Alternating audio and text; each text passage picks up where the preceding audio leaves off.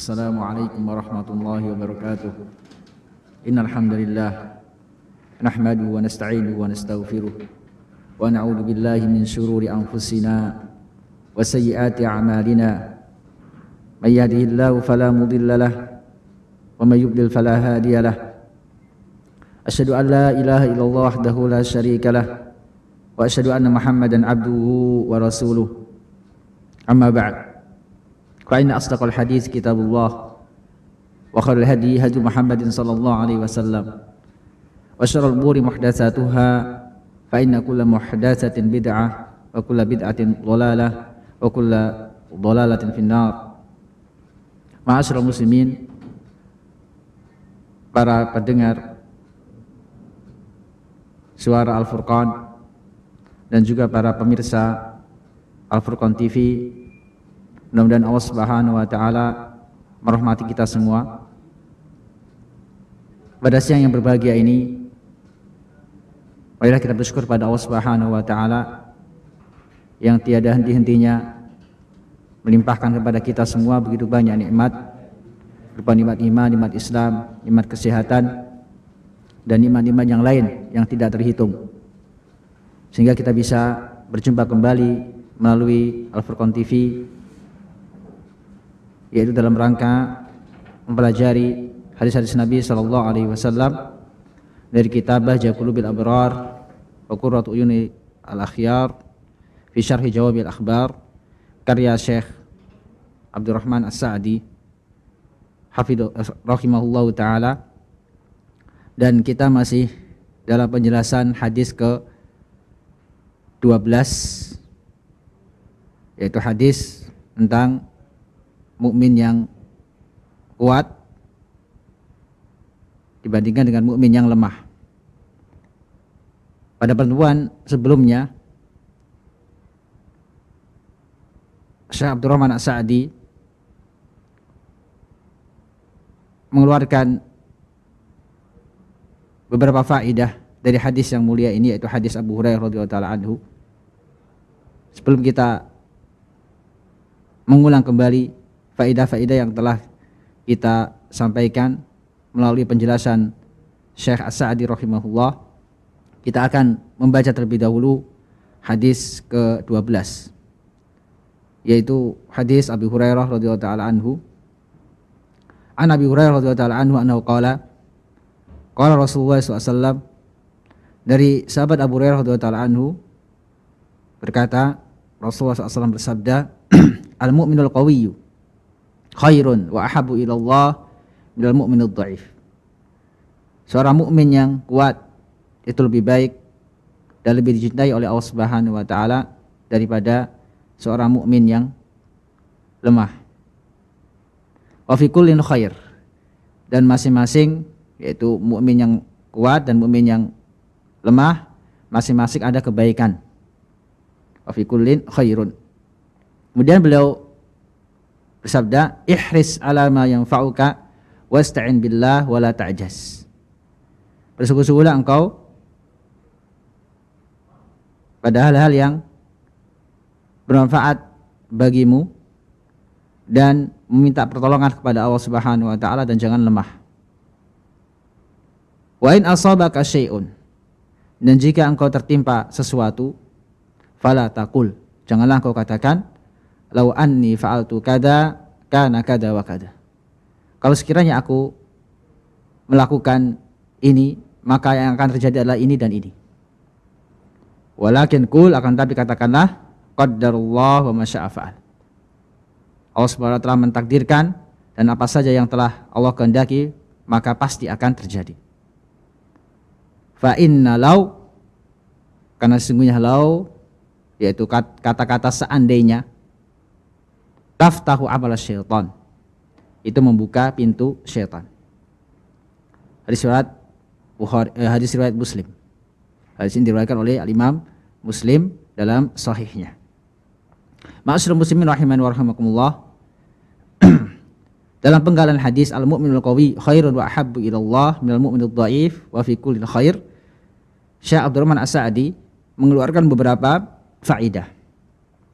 Di antaranya adalah pertama, menetapkan sifat cinta bagi Allah Subhanahu wa taala. Karena dalam hadis ini Rasulullah SAW menyebutkan al-mu'minul qawiyyu khairun wa ahabbu ilallah. Seorang mukmin yang kuat itu lebih baik dan lebih dicintai oleh Allah Subhanahu wa taala. Maka Ahlussunnah wal Jamaah menetapkan sifat cinta bagi Allah Subhanahu wa taala. Yang tentunya cintanya Allah Subhanahu wa taala tidak sama dengan cinta makhluknya. Cinta Allah Subhanahu wa taala lebih besar dibandingkan cinta makhluknya.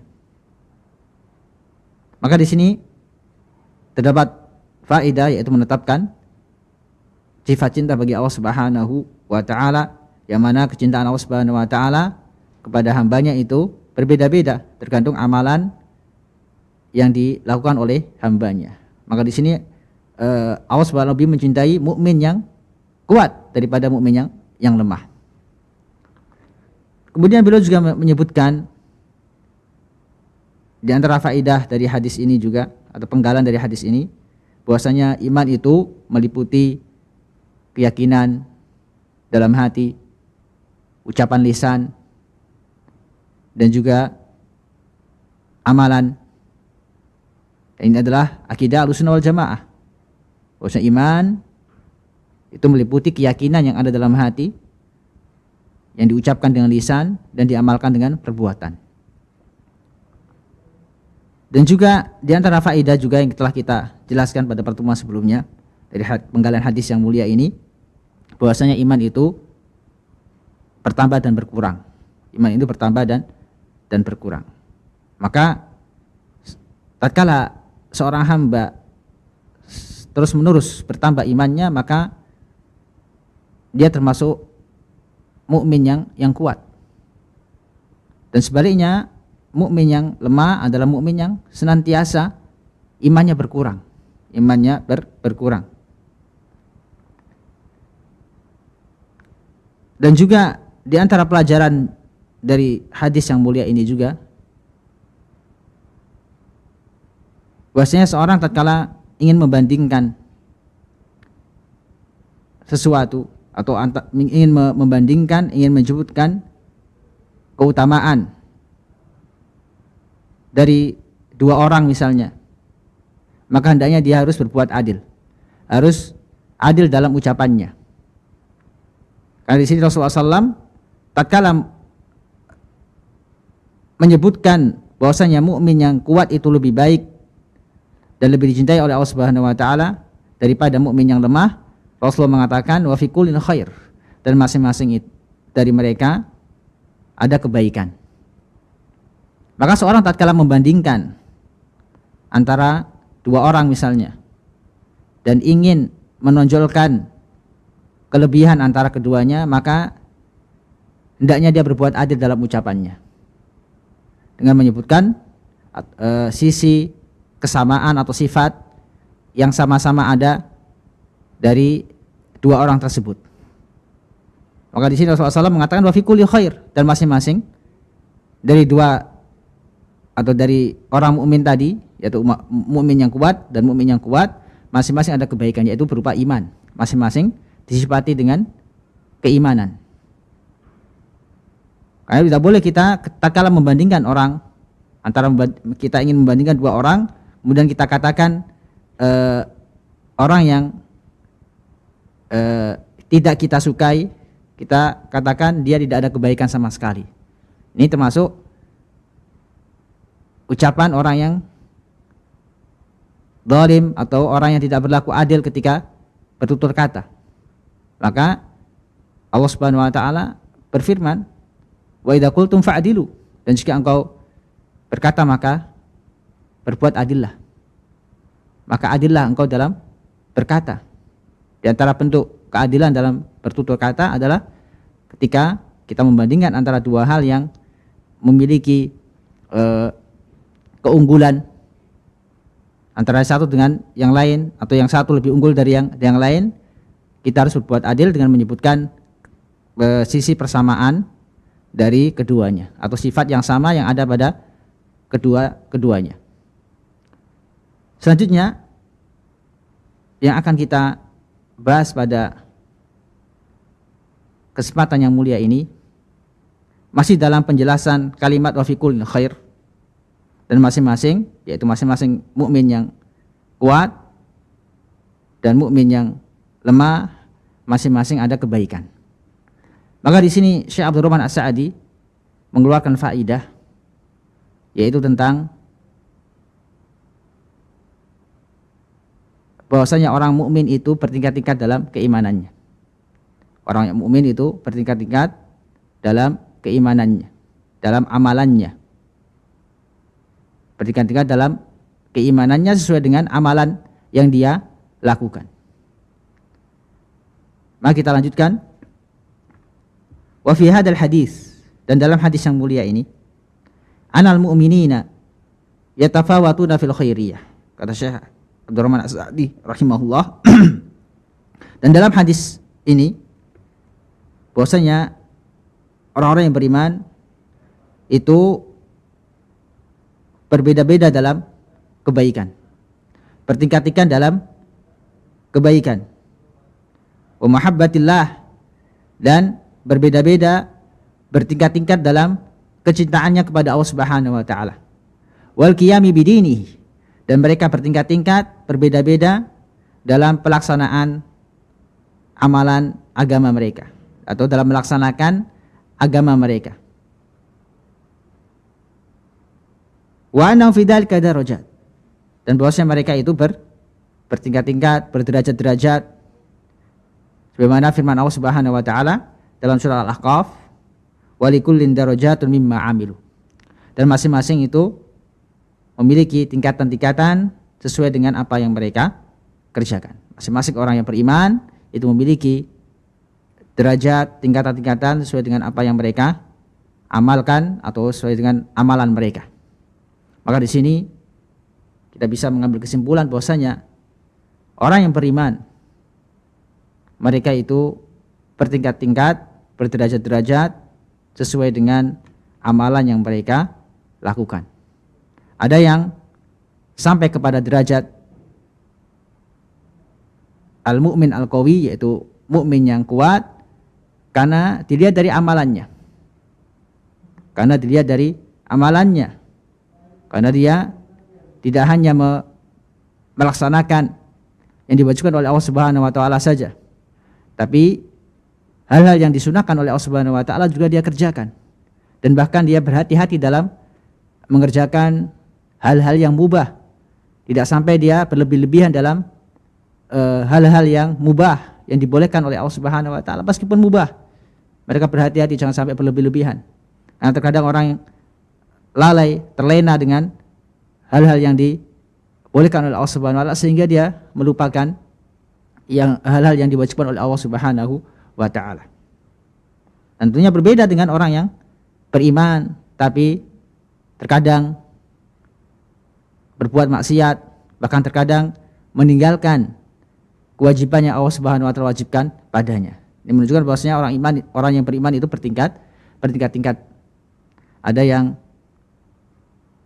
semangat dalam beramal, ada yang malas dalam beramal. Dan tentunya pahalanya pun berbeda-beda.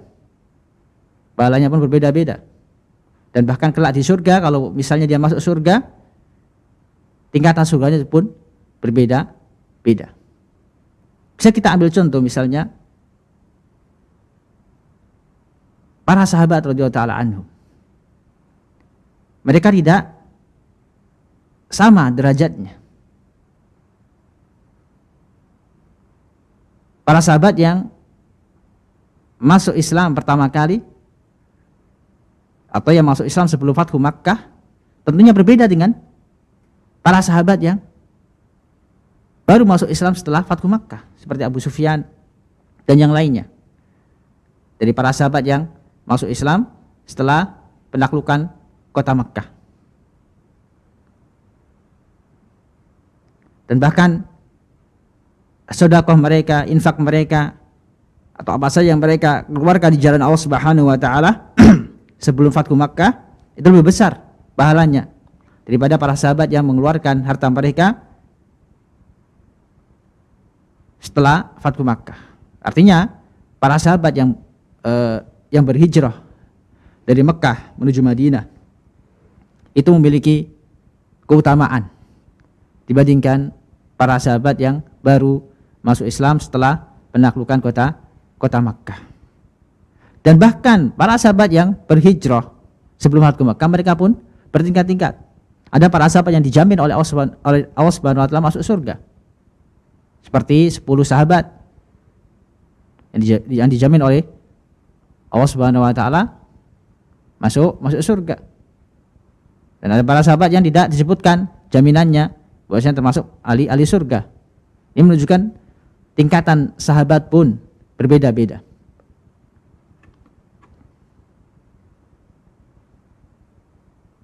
Kemudian beliau menyebutkan 3 golongan di sini. Wa yajma'um salasatu aqsam. Dan mereka orang-orang yang beriman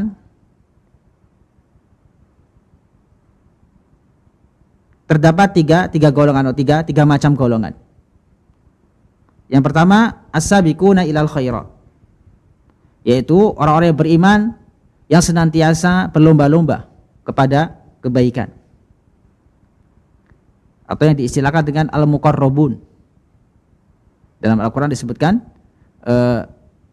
istilah al-muqarrabun, yaitu hamba-hamba Allah Subhanahu wa taala yang beriman, yang mana mereka senantiasa berlomba-lomba di dalam kebaikan. Berlomba-lomba dalam mendekatkan diri kepada Allah Subhanahu wa taala. Berlomba-lomba untuk mencari ridha Allah Subhanahu wa taala. Apa kata Syekh As-Sa'di rahimahullahu taala tentang terkait golongan pertama ini dari orang-orang yang beriman? As-sabiquna ilal khairat humul ladina qamu bil wajibati wal mustahabbat, yaitu orang-orang yang beriman yang mereka mengerjakan hal-hal yang wajib atau perkara-perkara yang wajib dan perkara-perkara yang sunnah. Jadi bukan hanya perkara-perkara yang wajib yang mereka laksanakan, bahkan mereka berusaha untuk mengerjakan perkara-perkara yang sunnah, yang misalnya kalau mereka tinggalkan, mereka tidak berdosa selama tidak meremehkan atau tidak ada dalam hati mereka kebencian terhadap sunnah-sunnah Nabi SAW. Maka orang-orang yang berlomba-lomba dalam kebaikan adalah termasuk yang dikatakan oleh Syekh As-Sa'di di sini as-sabiquna ilal khairat, yaitu orang-orang yang al-muqarrabun, yang mendekatkan diri mereka kepada Allah Subhanahu wa taala, yang didekatkan kedudukan mereka di sisi Allah Subhanahu wa taala. Wa tarakul muharramat wal makruhat, dan mereka meninggalkan hal-hal yang diharamkan oleh Allah Subhanahu wa taala dan perkara-perkara yang makruh. Jadi as-sabiquna ilal khairat, orang-orang yang berlomba dalam kebaikan atau kepada kebaikan adalah orang-orang yang melaksanakan yang wajib dan juga yang sunnah, meninggalkan yang haram dan meninggalkan yang makruh.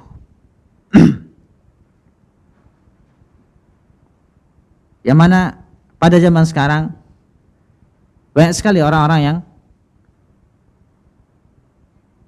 mengerjakan yang makruh, mengerjakan yang dibenci oleh Allah Subhanahu wa taala. Karena mereka memahami bahwasanya istilah makruh, khususnya istilah fikih dari al-makruh adalah apabila dikerjakan tidak berdosa dan apabila ditinggalkan juga tidak berdosa. Berangkat dari istilah ini banyak sekali orang-orang yang meremehkan perkara yang makruh, sehingga apa saja yang hukumnya makruh mereka kerjakan.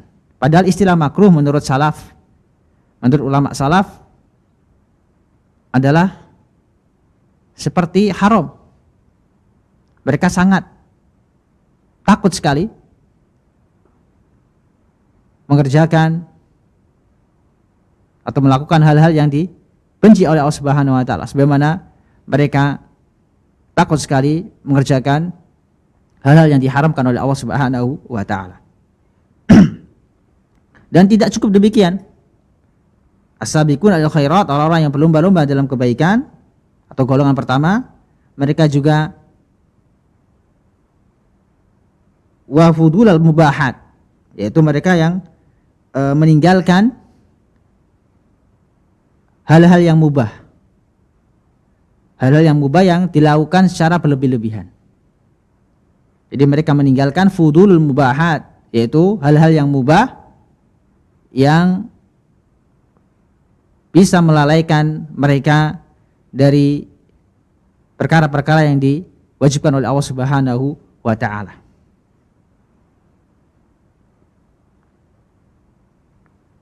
Wa kammalu ma basharu bihi minal a'mal.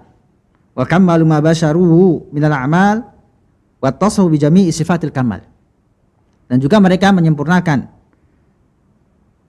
amalan-amalan mereka, dan mereka disifati dengan seluruh sifat-sifat kesempurnaan.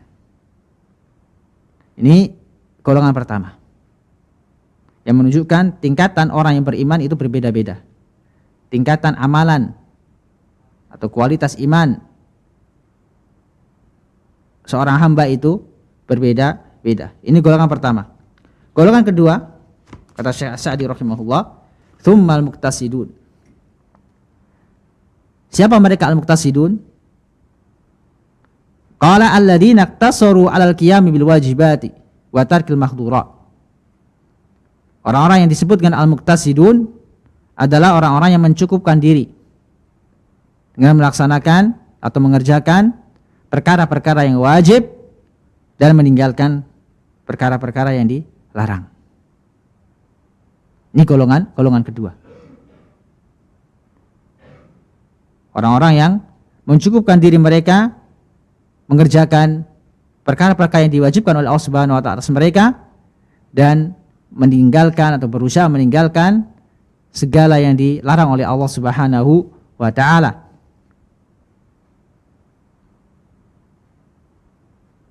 Karena orang-orang yang mencukupkan diri dengan yang wajib saja akan dijanjikan oleh Allah Subhanahu wa taala berupa surga.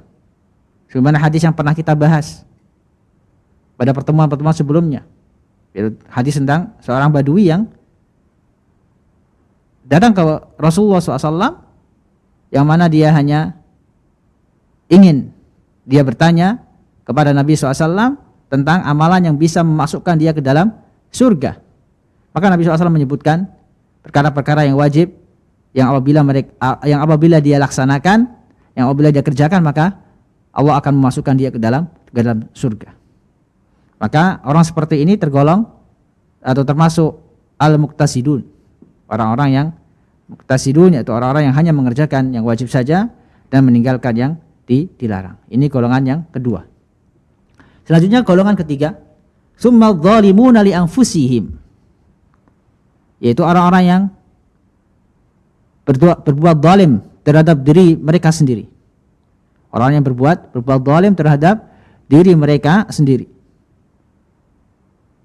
Kata Syekh As-Sa'di, yang dimaksud dengan adz-dzalimuna li anfusihim alladzina khalatu amalan salihan wa akhara sayyi'ah. Itu orang-orang yang mencampur adukkan antara amalan yang saleh dengan amalan yang buruk. Artinya, seorang dikatakan dzalimun li nafsi, yaitu orang-orang yang mengerjakan yang diwajibkan oleh Allah Subhanahu wa taala, tapi terkadang pula dia meninggalkan yang wajib. Terkadang pula dia terjatuh ke dalam kemaksiatan. Terkadang dia lalai dari mengerjakan hal-hal yang diwajibkan oleh Allah Subhanahu wa taala kepadanya. Maka orang seperti ini termasuk zalimun li anfusihim.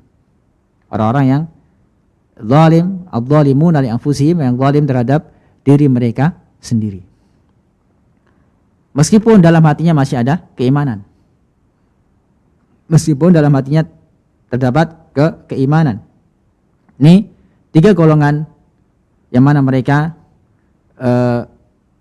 meskipun tiga golongan yang menunjukkan bahwasanya orang-orang beriman itu bertingkat-tingkat, yaitu dilihat dari sisi amalan mereka, bagaimana mereka mengerjakan yang diberitakan oleh Allah Subhanahu wa taala, dan bagaimana mereka meninggalkan yang dilarang oleh Allah Subhanahu wa taala.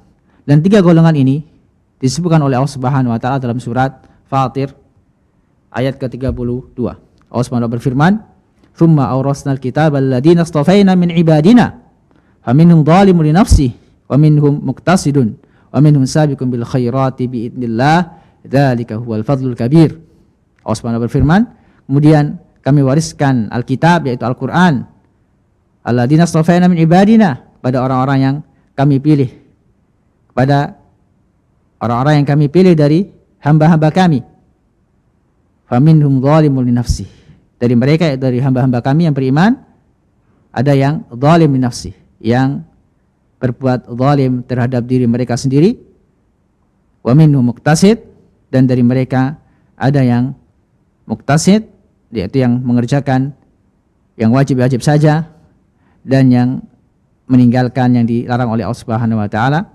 Wa minhum sabiqun bil khairat, dan di antara mereka ada yang senantiasa berlomba-lomba di dalam kebaikan, mengerjakan yang wajib, mengerjakan yang sunnah, meninggalkan yang haram dan yang makruh, tidak berlebihan dalam perkara-perkara yang mubah. Wa minhum sabiquna bil khairati bi idznillah, yang mana 3 golongan tersebut melaksanakan apa saja yang diperintahkan oleh Allah Subhanahu wa taala dengan izin Allah Subhanahu wa taala. Melaksanakan yang diperintahkan oleh Allah Subhanahu wa taala menurut tingkatan-tingkatan mereka, atau sesuai dengan tingkatan-tingkatan mereka, biidznillah, yaitu dengan izin Allah Subhanahu wa taala. Ini menunjukkan bahwasanya amalan yang mereka lakukan tidak mungkin terlaksana kecuali dengan izin Allah Subhanahu wa taala. Maka ini pentingnya taufik dari Allah Subhanahu wa taala.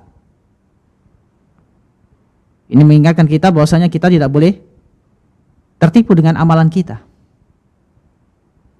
Kita tidak boleh merasa bangga, merasa sudah berjasa dengan Islam,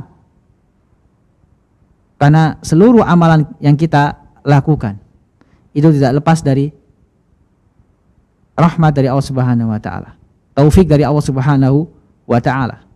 Kalau bukan karena taufik dari Allah Subhanahu wa taala, kita tidak mungkin bisa mengerjakan yang Allah Subhanahu wa taala wajibkan kepada kita, dan kita mungkin tidak bisa meninggalkan yang dilarang oleh Allah Subhanahu wa taala. Dzalika al-fadlul kabir, dan yang demikian itu adalah karunia yang besar. Ma'asyiral muslimin, para pemirsa Al-Furqan TV dan para pendengar suara Al-Furqan rahimani wa rahimakumullah.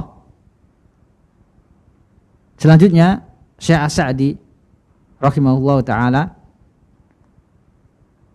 menjelaskan penggalan selanjutnya dari hadis yang mulia ini. Beliau katakan, wa qaulu sallallahu, dan sabda Nabi SAW, ihris ala ma yanfa'uka wasta'in billah, bersungguh-sungguhlah engkau terhadap apa saja yang bermanfaat bagimu, wasta'in billah, dan mintalah pertolongan kepada Allah Subhanahu wa taala. Apa kata Syekh As-Sa'di rahimahullah tentang hadis yang mulia ini? Beliau katakan, kalamun jami'un nafi'un. Perkataan ini adalah perkataan yang ringkas, yang menghimpun. Nafi'un, yang bermanfaat. Kenapa? Bahwasanya Nabi SAW, di antara mukjizat Nabi SAW, kata beliau sendiri, utitu jawami al-kalim, aku diberikan oleh Allah Subhanahu wa taala kata-kata yang jami', kata-kata yang ringkas tapi syarat akan makna. Muhtawin ala sa'arid dunya wal akhirah. Penggalan hadis ini mengandung atau meliputi hal-hal yang dapat menyebabkan kebahagiaan seorang hamba di dunia maupun di akhirat. Artinya, tatkala kita memahami hadis yang mulia ini, ihris ala ma yanfa'uk, bersungguh-sungguhlah engkau terhadap apa saja yang bermanfaat bagimu, wasta'in billah, dan minta pertolongan engkau kepada Allah Subhanahu wa taala, maka insya Allah kita akan bahagia hidup kita. Kita akan bahagia hidup kita baik di dunia maupun di akhirat. Apa yang dimaksud dengan perkara-perkara yang bermanfaat? Kata Syekh As-Sa'di di sini, wal umur an-nafi'ah qismani. Dan perkara-perkara yang bermanfaat sebagaimana yang disebutkan dalam hadis ini, ihris ala ma yanfa'uk, bersungguh-sungguhlah engkau terhadap apa saja yang bermanfaat bagimu. Maka yang dimaksud dengan al-umur an-nafi'ah, perkara-perkara yang bermanfaat itu adalah ada dua. Qismani, ada dua macam.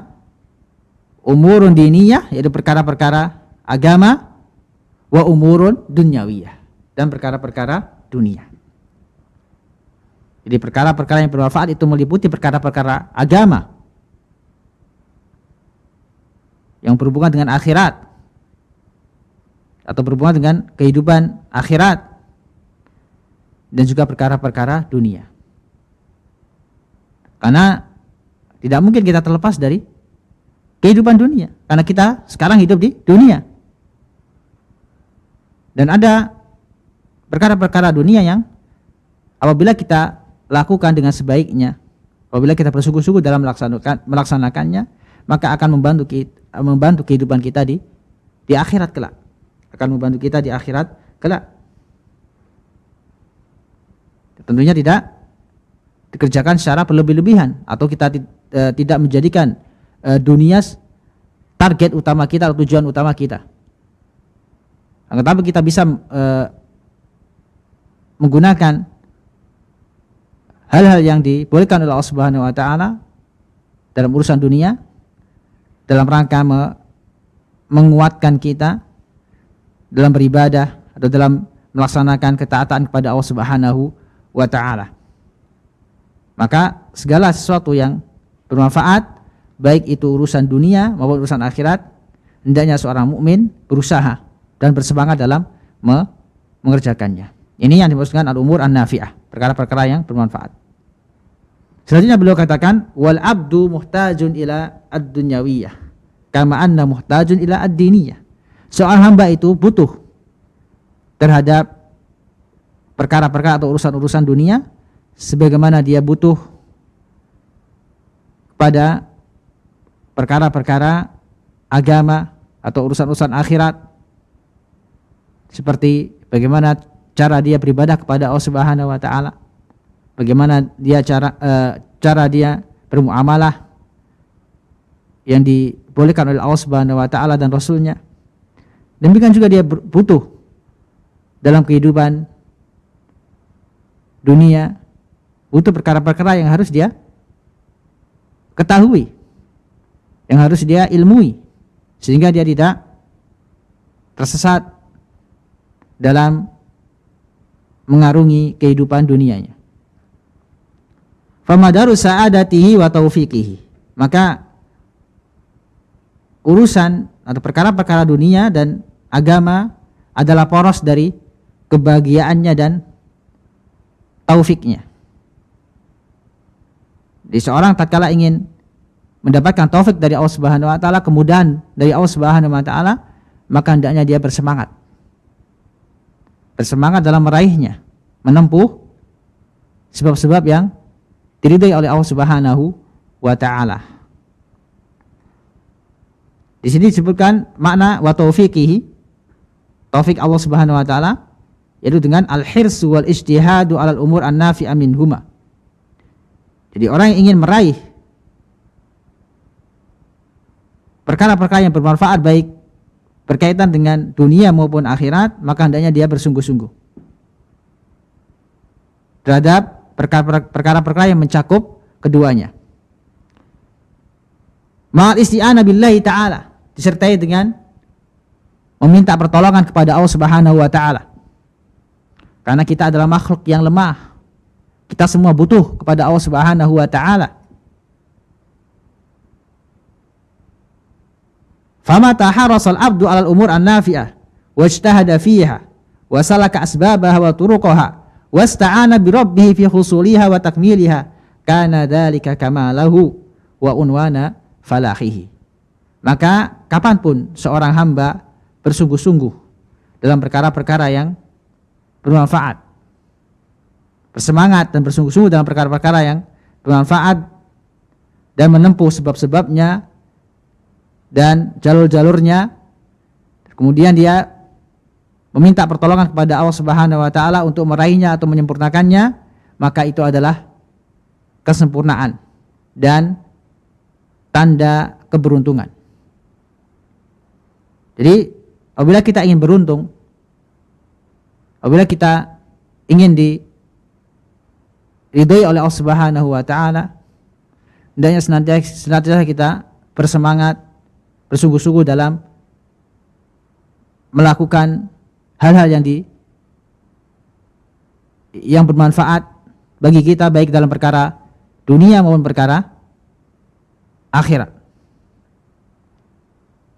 Fama tafatahu wahidun min hadhil umur as-salasah, maka kapanpun seorang terluput dari perkara tiga ini, yaitu bersemangat terhadap perkara-perkara yang bermanfaat, kemudian menempuh sebab-sebabnya, dan yang ketiga meminta pertolongan kepada Allah Subhanahu wa taala, berdoa kepada Allah Subhanahu wa taala agar dimudahkan, fata minal khairi bihasabiha. Seorang yang luput dari tiga ini maka dia akan luput dari kebaikan sesuai dengan kadarnya. Faman lam yakun harisan al umurin nafi'ah bal kana kaslanan lam yudrik syai'an. Maka barang siapa yang tidak bersungguh-sungguh terhadap perkara-perkara yang bermanfaat dan bahkan dia malas, maka dia tidak akan meraih sesuatu apapun. Dia tidak akan mendapatkan sesuatu apapun, tidak akan mendapatkan sesuatu yang ia inginkan kalau dia bermalas-malasan. Kenapa? Fal kasalu wa aslu khaybah. Karena kemalasan adalah pokok dari kerugian, wal fashal, dan kegagalan. Fal kasladu la yudriku khaira. Maka orang yang malas tidak akan mendapatkan kebaikan. Wala yanalu makrumatan, dan tidak akan meraih kehormatan, kemuliaan. Wala yahdhu bidini wala dunya, dan tidak akan mendapatkan bagian dari agama maupun bagian dari dunia.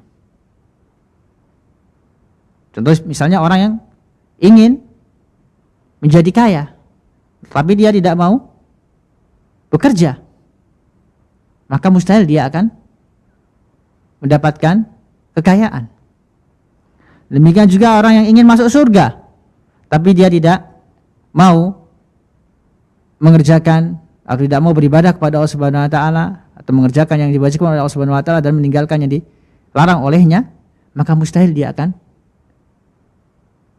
mendapatkan yang dia inginkan kelak di akhirat.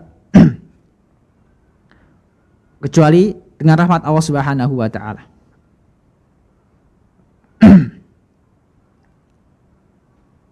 Wa mata kana harisan lakin ala ghairil umur an-nafi'ah imma ala umurin darah aw mufawwitah lil kamal kana thamratu hirsi al khaybah wa fawat al khair wa husul asy-syarri wad darari.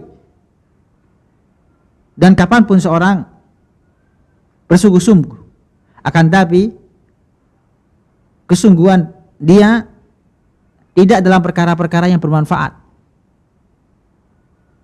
baik dalam perkara-perkara yang bermadarat, yang berbahaya, atau perkara-perkara yang dapat menjadikan dia luput dari kesempurnaan, maka hasilnya adalah kegagalan dan kerugian, dan luputnya kebaikan darinya, dan terjadinya keburukan serta bahaya baginya. Ini bagi orang yang bersungguh-sungguh tapi tidak dalam perkara yang bermanfaat. Kata Syekh As-Sa'di, "Faka min harisna ala suluki turukin wa ahwalin ghairi nafi'atin lam yastafid min hirsihi illa ta'aba wal ana' wasyaqa." Betapa banyak orang-orang yang bersungguh-sungguh dalam menempuh jalan-jalan atau keadaan-keadaan yang tidak bermanfaat. Lam yastafid min hirsi illa ta'ab. Dia tidak mendapatkan sesuatu apapun. Dia tidak mendapatkan sesuatu yang berfaedah dari kegigihannya, semangatnya, kecuali rasa letih, capek, dan kesengsaraan. Ini menunjukkan bahwasanya ada sebagian orang yang punya semangat, tapi dia mengarahkan semangatnya bukan dalam hal-hal yang bermanfaat, baik dalam perkara dunianya maupun perkara akhiratnya. Selanjutnya beliau katakan, "Tsumma idza salakal abdu at-turuqan nafi'atah wa harasa 'alaiha wajtahada fiha lam tatimma lahu illa bisidqil laja'i wal isti'anati billah ala idrakiha wa takmiliha." Kemudian apabila seorang hamba telah menempuh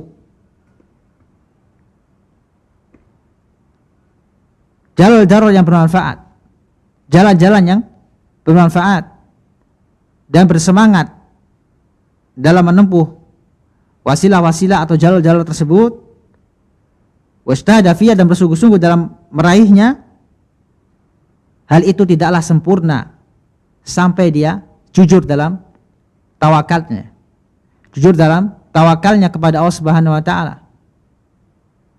dan meminta pertolongan kepada Allah Subhanahu wa taala untuk meraih yang dia inginkan, untuk menyempurnakan apa yang dia inginkan. Wa alla yattakila ala nafsi wa haulihi wa quwwati, dan janganlah sekali-kali dia bersandar terhadap dirinya sendiri. Janganlah sekali-kali dia bersandar kepada kekuatannya. Karena itu Nabi SAW mengajarkan kita suatu doa yang menunjukkan bahwasanya kita butuh kepada Allah Subhanahu wa taala, yang menunjukkan bahwasanya kita tidak boleh bersandar kepada diri kita sendiri. Jangan sampai kita tertipu dengan amalan kita, tertipu dengan kecerdasan kita, kepandaian kita. Nabi SAW mengajarkan doa, yaitu ya hayyu ya qayyum birahmatika astaghits aslihni sya'ni kullah wa la takilni li nafsi tarfata ain. Walidat yang maha berdiri sendiri.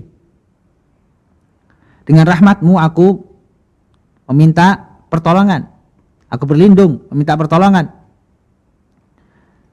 Aslihni sya'ni kullah, perbaikilah keadaanku, perbaikilah keadaan kami, perbaikilah keadaanku seluruhnya, dan janganlah engkau jadikan aku bersandar kepada diriku sendiri. Ini diantara doa Nabi SAW yang diajarkan kepada kita semua agar jangan sampai kita bersandar kepada diri kita sendiri dan melupakan taufik atau pertolongan dari Allah Subhanahu wa taala. Maka apapun yang kita lakukan yang itu bermanfaat bagi kita, hendaknya kita senantiasa meminta taufik dari Allah Subhanahu wa taala, meminta kemudahan bagi Allah, kepada Allah Subhanahu wa taala, dan juga senantiasa kita meminta pertolongan dari Allah Subhanahu wa taala. Dan ini adalah hakikat tawakal. Hakikat tawakal adalah kita mengambil al-asbab, yaitu sebab-sebab yang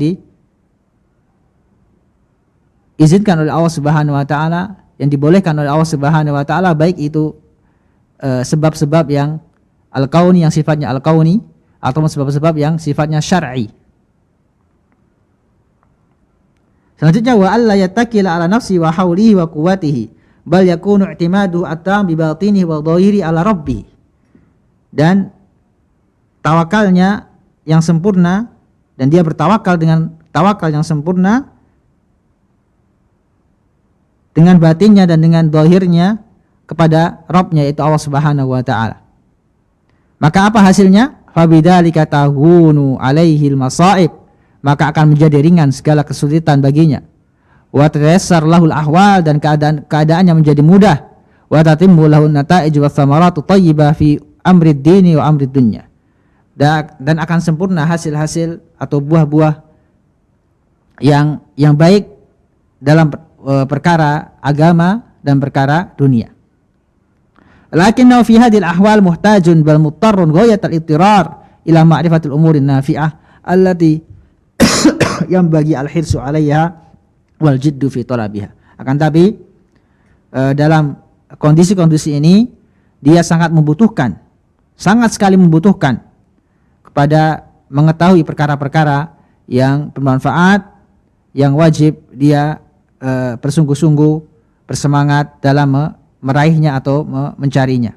Jadi perkara-perkara yang bermanfaat itu perlu ilmu. Kita harus memiliki ilmu sehingga kita tahu apakah perkara ini bermanfaat atau bahkan sebaliknya itu bermadarat. Sehingga yang kita inginkan itu menghasilkan kebaikan, menghasilkan pahala bagi kita. Maka kata Syekh As-Sa'di, fal umur an-nafi'ah fid din tarji'u ila amrayn. Maka perkara-perkara yang bermanfaat dalam urusan agama itu kembali kepada dua hal. Yang pertama ilmu nafi'. Yang pertama adalah ilmu yang bermanfaat. Dan yang kedua adalah amalun salih, yaitu amalan salih. Kedua-duanya tidak terlepas satu dengan yang lainnya. Maka kita senantiasa meminta kepada Allah Subhanahu wa taala dua hal ini. Karena dua hal ini akan menguntungkan kita kelak di akhirat, yaitu kita meminta kepada Allah Subhanahu wa taala ilmu yang bermanfaat dan juga amal yang saleh, atau dimudahkan dalam mengamalkan ilmu yang kita pelajari. Adapun yang pertama, yang termasuk perkara-perkara yang bermanfaat dalam urusan agama, al-ilmu nafi', yaitu ilmu yang bermanfaat. Apa yang dimaksud dengan ilmu an-nafi', ilmu yang bermanfaat itu? Berkata Syekh Sa'di rahimahullah, "Fahuwal ilmul muzakkiril qulubi wal arwah." Yaitu ilmu yang dapat mensucikan pemiliknya, mensucikan hati pemiliknya dan ruhnya. Al-musmir li sa'adatid darain, yang dapat menghasilkan, membuahkan kebahagiaan di dunia dan juga di akhirat. Jadi yang dikatakan ilmu yang bermanfaat adalah ilmu yang mensucikan hati kita. Ilmu yang bisa membersihkan hati kita dari noda-noda kesyirikan, dari noda-noda kemaksiatan.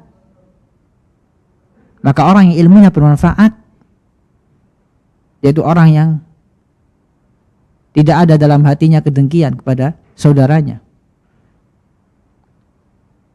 tidak ada dalam hatinya rasa sombong, ujub, atau sifat-sifat yang lain yang tercela. Ini adalah ilmu yang bermanfaat, ilmu yang dapat mensucikan pemiliknya dari sifat-sifat yang tercela, sifat-sifat yang dibenci oleh Allah Subhanahu wa taala.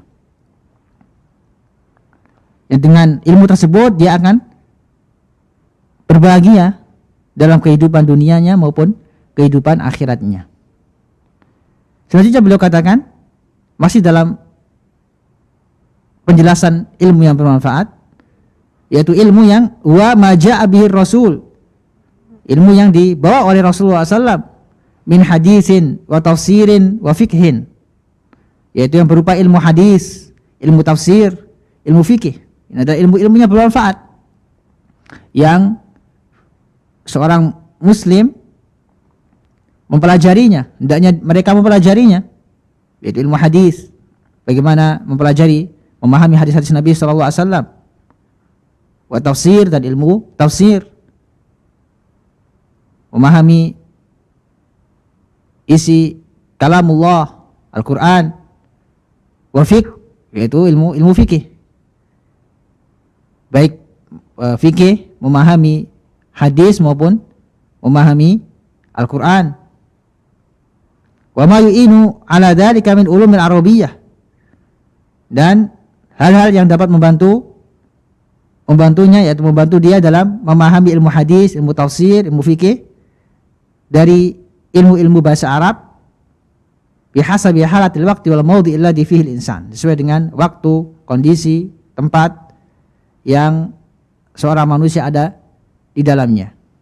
Karena tidak semua orang memiliki kesempatan untuk belajar ilmu syar'i, belajar ilmu yang bermanfaat seperti ilmu hadis, ilmu tafsir, ilmu fikih, belajar bahasa Arab, yang mana ilmu bahasa Arab termasuk ilmu dasar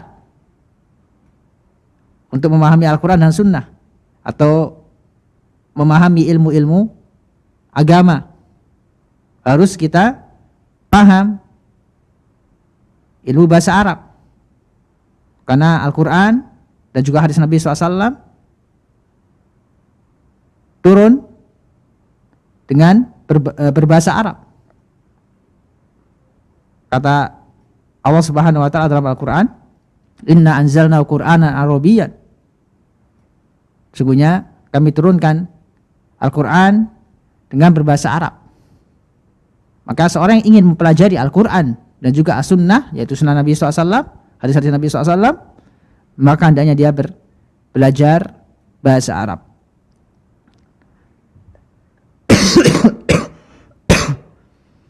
Karena dengan belajar bahasa Arab akan memudahkan kita memahami Al-Quran dan Sunnah.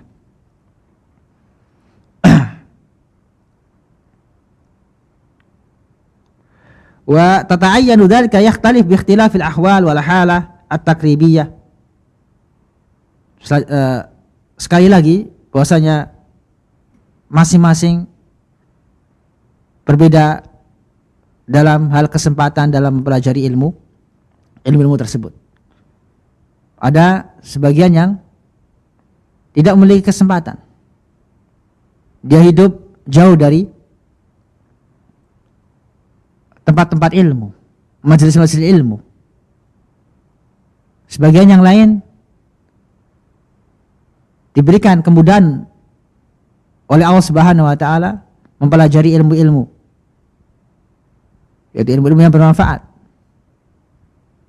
Maka tentunya orang yang dikasih kesempatan oleh Allah Subhanahu wa taala mempelajari ilmu-ilmu yang bermanfaat, hendaknya dia bersungguh-sungguh. Hendaknya dia bersungguh-sungguh dalam meraihnya, memahaminya, mengamalkannya. Kata Syekh As-Sa'di, ayastahida talibul ilm fi hifdhi mukhtasaran min mukhtasaratil fanni alladhi yashtaghilu fi. Ini bagi orang yang diberikan kesempatan dalam menuntut ilmu. Hendaknya dia, yaitu seorang talibul ilm, bersungguh-sungguh dalam menghafal matan-matan yang ringkas atau ilmu-ilmu yang ringkas, dan menyibukkan diri dengan ilmu tersebut.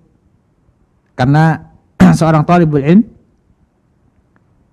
dalam menuntut ilmu harus melalui tahapan-tahapan sebagaimana yang dilakukan oleh para ulama. Mereka sebelum menjadi ulama, mereka bersusah payah dalam mencari ilmu. Mereka melakukan tahapan-tahapan terlebih dahulu. Selain menghafal Al-Quran, mereka juga membaca, memahami, menghafal ringkasan-ringkasan ilmu. Baik itu ilmu hadis, ilmu tafsir, ilmu fikih, usul fiqh, dan ilmu-ilmu yang lain. Mereka memulai dengan ilmu-ilmu yang ringkas. Tidak langsung masuk ke kitab-kitab yang tebal. Karena bisa menimbulkan apa? Rasa malas, rasa bosan.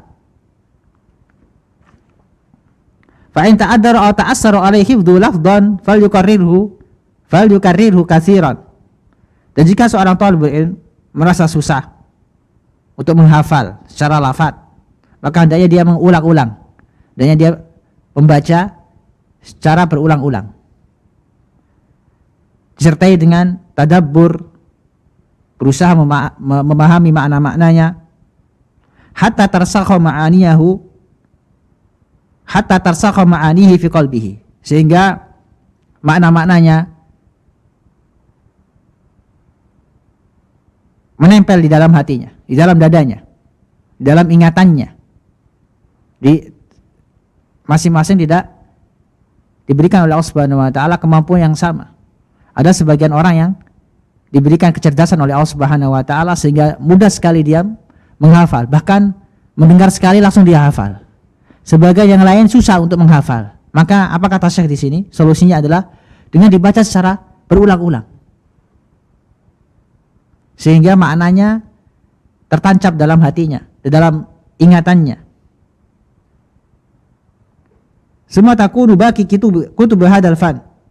Kat-tafsir wa tawdih wa tafri' lidzalikal asl alladhi arafahu wa adrakahu fa innal insana idza hafidhal usula wa sara lahu malakatun tamatun fi ma'rifatiha hanat alaihi kutubul fan kulluha sigharuha wa kibaruha wa man dayya al usul hurima al usul.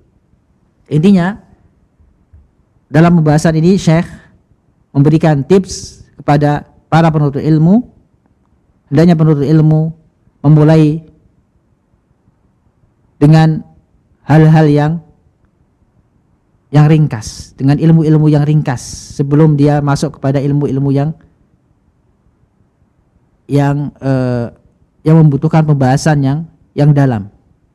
Karena sekali lagi tatkala seorang thalibul ilm memulai dari ilmu-ilmu yang butuh dipahami secara dalam, maka dia akan merasa bosan, merasa futur. Maka dia mulai dari yang usul, dari yang dasar-dasar terlebih dahulu, sebelum dia masuk ke ilmu-ilmu yang membutuhkan perincian, ilmu-ilmu yang cabang. Maka semakin kuat dasar-dasar ilmu yang dia pelajari, maka dia akan mencapai yang dia inginkan, sehingga akan mudah dalam mempelajari cabang-cabang ilmu yang lain. Karena apa? Karena sudah kuat ilmu dasarnya. Karena itu di sini disebutkan man dayya al usul khurimal usul. Barang siapa yang meremehkan ilmu-ilmu yang dasar, maka dia akan terhalang dari mencapai keinginannya. Maka tatkala seorang ingin menjadi ulama, maka hendaknya dia mulai terlebih dahulu dari ilmu-ilmu yang ringkas, agar tatkala dia sudah kuat pondasi ilmunya, maka akan mudah dia mempelajari ilmu-ilmu yang lain. Maka dimulai dari salah satu bidang ilmu yang sesuai dengan keinginan dia. Apabila dia cinta ilmu hadis, maka dia mulai dari ilmu hadis.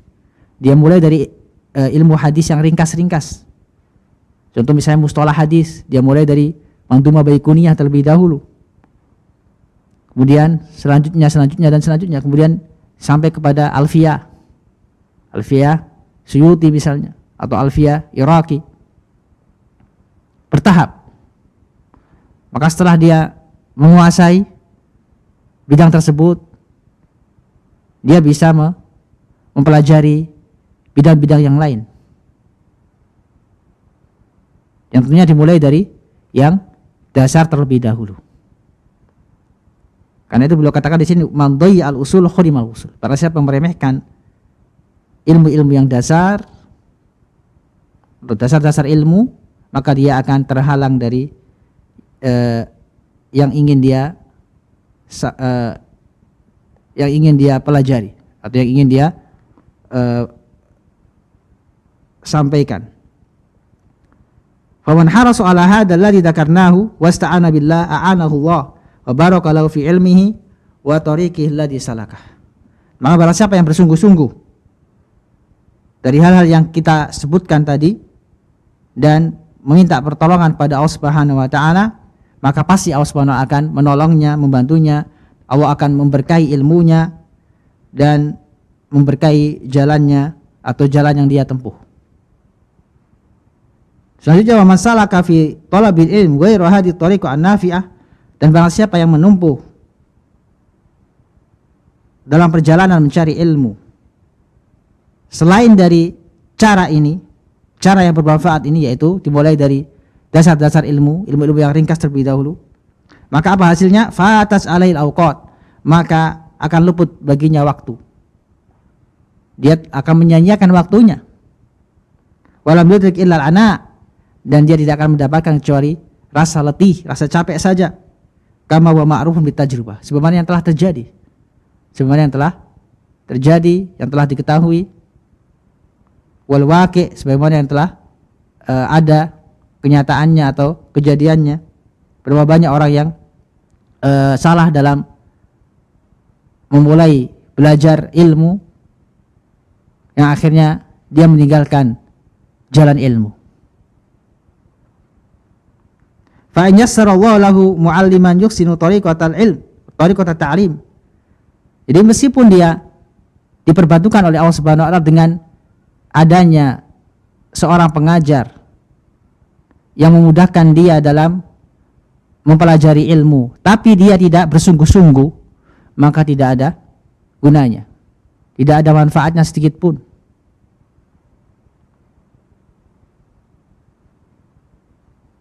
Sampai dia menempuh tahapan-tahapan ilmu sebagaimana yang dilakukan oleh para ulama, sebagaimana yang dipraktikkan oleh para ulama.